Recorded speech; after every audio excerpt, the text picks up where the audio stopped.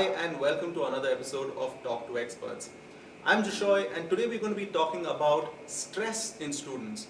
The students of this generation are so different. They juggle between studies, extracurriculars, sports, coaching classes, hobbies, while always being worried about their future, their exams, marks, and so many other things. To talk about how stress can be dealt with by students and parents, we have with us today Dr. Dakshayani Khanna. Thank you so much for joining us, ma'am. It's a pleasure. Ma'am has been an educator and a counselor for over 30 years and has worked with over 10,000 plus parents. She is currently the director and principal at Harvest International School. Ma'am, talking about stress in students, the very first question that a lot of parents have been asking us is how will they know if their child is actually stressed out? Are there any symptoms for stress? That's a very good point to start with.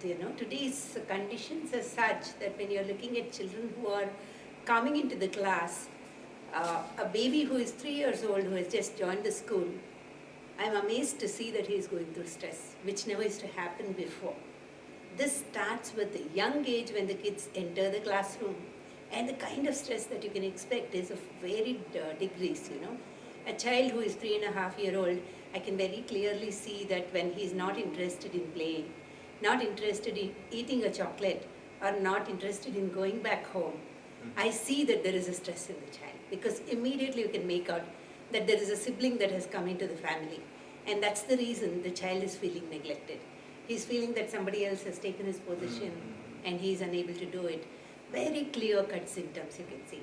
See, in higher grades, as you grow higher, you see that children of this age will start losing interest in what they were previously, liking so much, participating in games, eating certain kind of food material, talking so much, You can very clearly see if the child is stressed out, either he or she is eating too much or too less, weight loss, loss of interest, loss of hygiene and, their interest in how they look, grooming.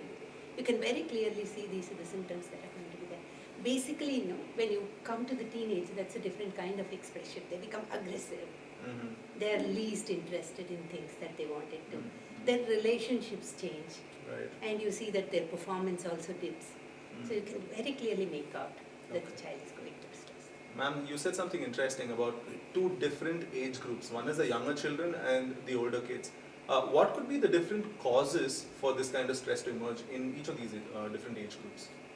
As I said, basically they are used to a pattern. These days, we being parents, we go through a lot of things in life.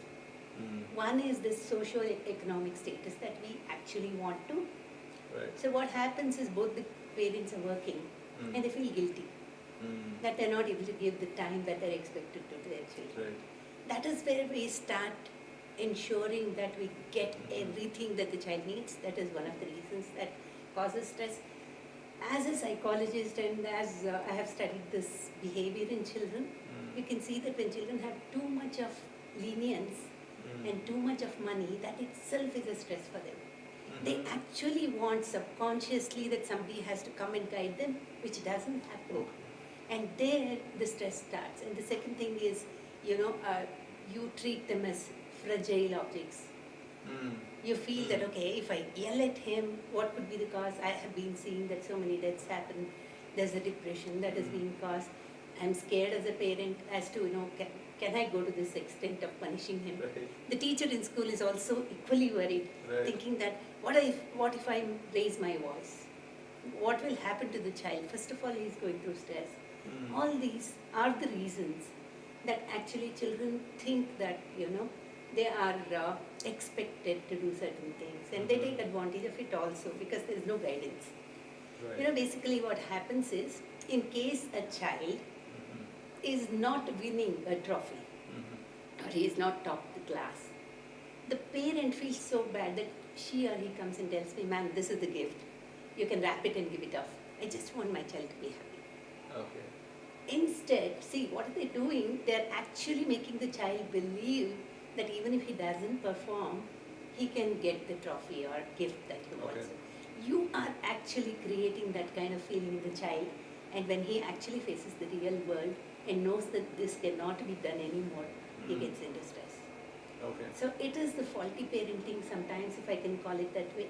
I see. But definitely children have to be made to understand that it's okay not to achieve, it's okay to fail, it's okay to have problem, but then we should be able to do our best to come up with the expectation, you know. That those are the reasons. It could be, you know, a kind of family issues that are happening because most of families now face that lack of time from parents' side, peer pressure that normally happens.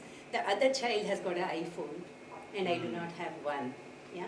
That could be the one, or it could be, you know, different changes that are taking place, too much of moving from one place to other place, and lack of, you know, I would say there are a lot of kids who have learning difficulties, and the parent not recognizing that it's not the child's fault, but the child has a difficulty. Right. Now Right. these are all the causes of stress. Okay. Thank you so much, ma'am. It's a pleasure. We hope you enjoyed that episode. Don't go anywhere. We're going to continue this conversation about handling stress for children. And in the meantime, do remember to try out our website, talktomai.com, where you can take a skill assessment for your child. I'll see you in the next episode.